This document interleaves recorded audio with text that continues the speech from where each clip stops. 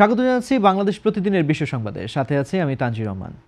ভেনেজুয়েলার প্রেসিডেন্ট মাদুরোকে বন্দী করার পর এবার কলম্বিয়া, মেক্সিকো এবং কিউবাকে কড়া হুঁশিয়ারি দিয়েছেন মার্কিন প্রেসিডেন্ট ডোনাল্ড ট্রাম্প।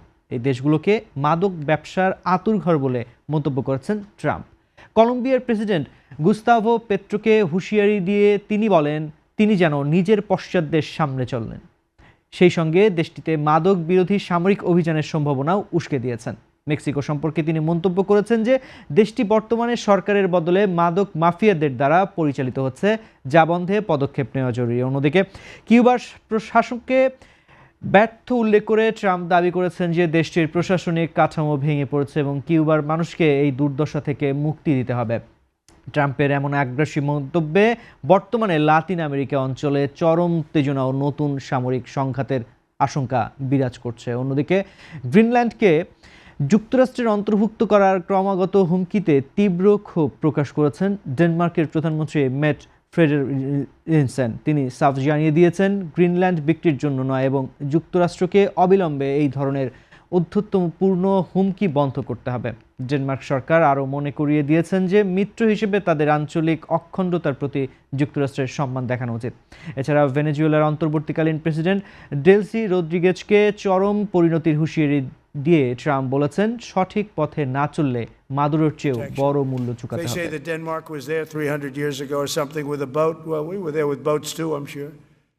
নাইজেরিয়ার উত্তরাঞ্চলীয় প্রদেশ নাইজারে একটি জনাজীর্ণ মার্কেটে বন্দুকধারী সন্ত্রাসীদের ভয়াবহ হামলায় অন্তত ৩০ জন নিহত এবং বহু মানুষ আহত হয়েছেন। গতকাল রোববার বিকেলে মোটরসাইকেলে চড়ে আসা একদল ডাকাত ডেমো গ্রামের ওই বাজারে ঢুকে নারী, শিশুসহ সাধারণ মানুষের উপর নির্বিচারে গুলি চালায়। সন্ত্রাসীরা কেবল হত্যাকাণ্ডই চালায়নি, বরং বাজারে অসংখ্য দোকানে লুটপাট ও অগ্নিসংযোগের পাশাপাশি বেশ কিছু মানুষকে অপহরণ করে নিয়ে গেছে। হামলার সময় সেখানে নিরাপত্তা বাহিনীর কোনো উপস্থিতি ছিল না বলে স্থানীয়রা অভিযোগ করেছেন। দেশটির প্রেসিডেন্ট বোলা তিনুবু এই নৃশংস ঘটনার তীব্র নিন্দা জানিয়ে অপহৃতদের দ্রুত উদ্ধার এবং অপরাধীদের গ্রেফতারের নির্দেশ দিয়েছেন।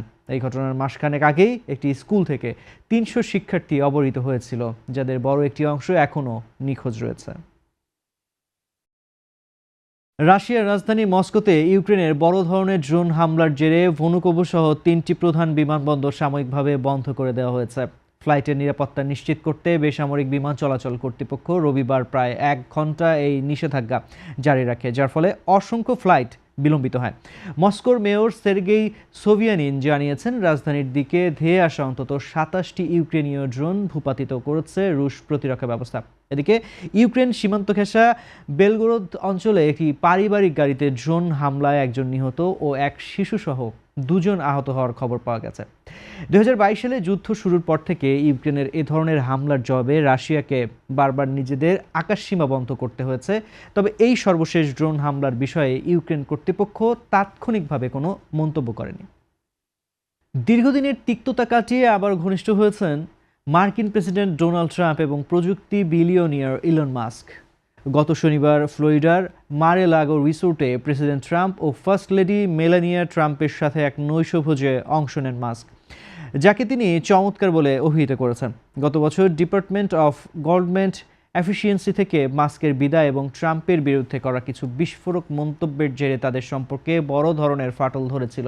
বিশেষ করে অ্যাপস্টাইন ফাইল নিয়ে মাস্কের বিতর্কিত পোস্ট এবং ট্রাম্পের পাল্টা মন্তব্যে পরিস্থিতি চরমে পৌঁছালেও গত কয়েক মাস ধরে তাদের সম্পর্কের উন্নতি হতে শুরু করে।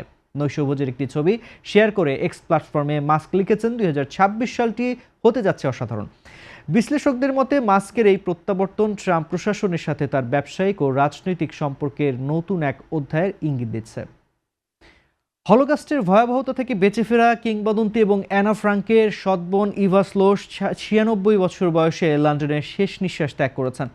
নাৎসি বাহিনীর অমানবিক বন্দি শিবিরে চরম নির্যাতন সহ্য করেও অলৌকিকভাবে বেঁচে ফিরেছিলেন তিনি।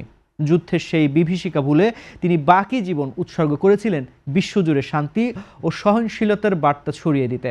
তার মৃত্যুতে গভীর শোক প্রকাশ করে ব্রিটেনের রাজা তৃতীয় চার্লস বলেন, ইভা স্লোস ছিলেন মানবতার এক অবিচল কণ্ঠস্বর, যার সাহসিকতা প্রজন্মের পর প্রজন্মকে অনুপ্রাণিত করবে।